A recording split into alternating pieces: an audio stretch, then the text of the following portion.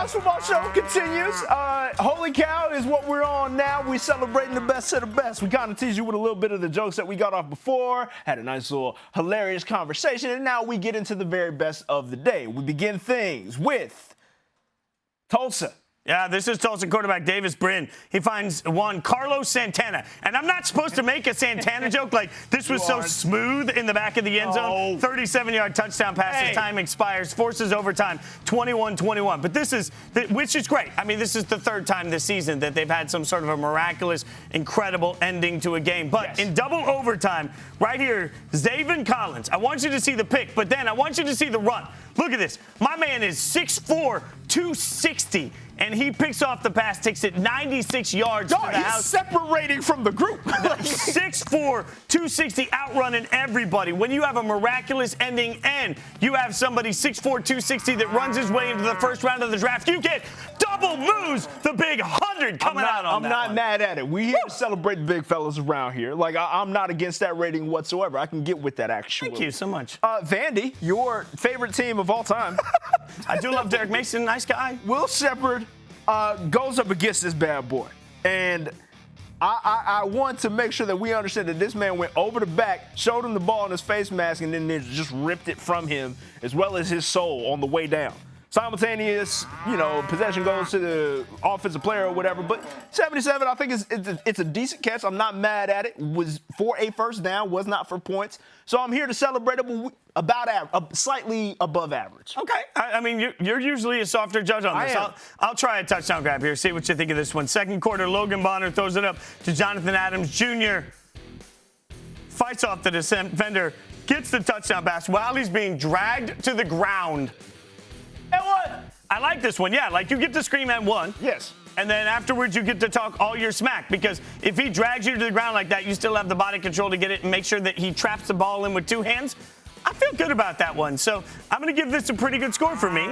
I give this an 83. And I understand that you're the resident hater around here, but I actually had a point of contention in that I think he might have got a little shove across, like the MJ style, like using the defender's momentum to go on past him. He, assisted with that. I'm not saying I'm going to stay out of your Menchie's today. You just said that MJ cheated on the most famous shot of his career. I was literally getting ready to say, I ain't saying MJ did anything wrong. I'm just saying let's all be real, recognize that the hand was on the hip. But so you're a LeBron guy. That's what you just told us. Go ahead. I am. Come on with it then. Next play, Jonathan Adams Jr. making a second appearance. And this one here didn't push off on anybody. Couldn't nobody do anything against him. Goes up top, falling backwards. We actually started the show with this here play. Goes up against this one. Gloves. 30-yard. Don't. Oh, Jesus. Every time with you. I mean, look at it. The ball's sticking to the hand. It is stuck to his hand. Stop. This is so the gloves. Stop it right now. Again, I just want you one time to go out there and catch one pass. Because you started hating so hard, 90. Oh, you're going to give that a 90. That's okay. So hard. Okay, fine. While we're judging, I think 90 was a little bit gracious, but that's fine. We'll keep judging some catches here. Let's just under a minute left in the half. Kyle Trask to Trayvon Grimes. Look at that jump. Florida goes up 17-10 with this one, but look at it. He comes back, gets the ball. I mean, it's good. It's good. Yeah, I appreciate wide receivers that can high point the football. Yes. I appreciate that against a Vandy team that's won how many games this year? So, just saying, I gave this a 74. You are. Yeah. Well, I also thought that DeAndre Hopkins' catch was overrated. So keep going. Whoa. Yeah. I'm just throwing all sorts of shade. That's just what I'm doing. Boy, you lucky we can't talk about no NFL stuff on here. No. This man created a Jordan ad in a play, and you gonna sit here and hate on that? I mean, it was okay. Next play. I'm not doing this with him. I'm not doing this with him. Todd Fryfogle. Good. I'm so mad at you right now. I'm disgusted with you. Y'all can see the play that's going out in front of you. 56-yard score from Todd Fryfogle. Was there a little push there? Was there a little push on that? I couldn't tell you. I haven't watched the play because I'm just so distraught by what you just said. Well, now you got to score it. 83.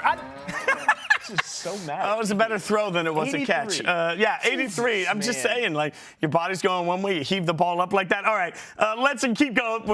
Trevor's not going to speak to me the rest of the day. Look at this. 6 minutes left in the first half. Oregon defensive back Veron McKinley III hits the fumble away. Like the fact that he scoops it on the ground and then picks it up, takes it in for a 35-yard return. Look, the fact that he goes bowling and then gets it, I mean, how many times do we see somebody awkwardly not be able to pick that ball up? He slaps it to himself, still gets it, and then keeps running it in. Plus, let's just be honest, he looked good in those jerseys. Like, there's just no two ways about it. That factors into the overall score. I think both jerseys, like, that's the jersey matchup of the day, no? Like, the classic Bruins jerseys with the gold and the Bruins ones were okay, but the Oregon ones and that, for sure. fire. They are never coming. All in all, I got to give this thing a score. So go ahead. I give it a high score because he rolled the ball to himself. That's difficult to do. 90.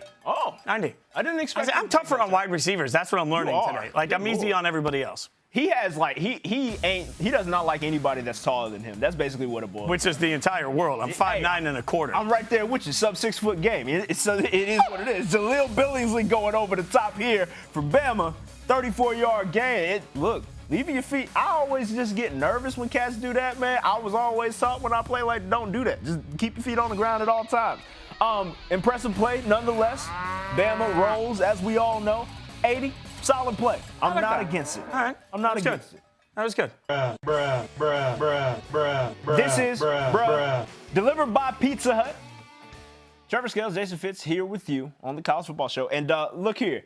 We just going to lean into the bad. Just like when I couldn't speak English earlier and we leaned into the bad, we're going to continue leaning into the bad with bruh. We are getting jokes off at the expense of people that may have made some plays that weren't the greatest of plays. So we can fire this thing on up whenever we're ready. Stephen F. Austin, defensive end. My man Ahmad Murray, at the end of this here play, flop of quite possibly the season. I'm not. Oh, that's good. Yeah. That's NBA worthy. That is beyond NBA worthy. This might be like in the Premier League. Yeah, 5'4", right there in front of you. I think you have to say Premier League fancier when you reference it, but I'm with you on that one. Fair enough. Eastern Carolina return man. Here, Tyler Snead, 95 yards. Right? Look at this. Little man, he's like, scrawny little legs running that fast out. Rolling. What are we running this for? Just wait for it. Wait for it. Yakum. Oh. Right over. He tried to pull off the Lambo. Like, who you think you're even jumping into there? Like, there were so many gross miscalculations. I don't know what he expected to happen outside of that. It's just... Buddy. You know he planned that before the game started, too. Right, he eyed that up and was like, we going to do this. And I don't know if he figured out what the end of that was going to be. Michael Penix Jr. making an appearance here. His third touchdown of the day. Great. We're loving that. And I don't know what this is, Fitz. I tried to figure it out. And did they jump up and down at the end? Like, are they forming a boy band with, like, interpretive dance things? You know more about boy bands than I ever would. That is probably a fair point. I have no idea. I don't even have a joke. I just don't know what happened. Anyways, Northwestern defensive end J.R. Pace. And this is the petty part of the segment. The man's just snatching towels for no apparent reason. Now, as a person that actually really respects free stuff, like, I get that. Like, there's a free towel there. Like, you just taking a towel. That's somebody else's towel. Well, I mean, all the more reason to take it. No. You better watch it if you ever bring a towel on set. I mean, might have a cool brand on it or something. Like, it's. What about that says I need to take it when it's on somebody else's? Oh, he took another one. He took 2 towels. No, just awful. Oregon offensive lineman gets absolutely smoked on that turnover. A whole convoy for the UCLA defense, roll it in there.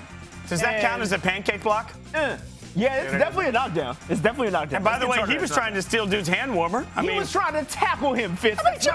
He's like, oh my God, that's a free hand warmer. Thanks for watching ESPN on YouTube. For live streaming sports and premium content, subscribe to ESPN+.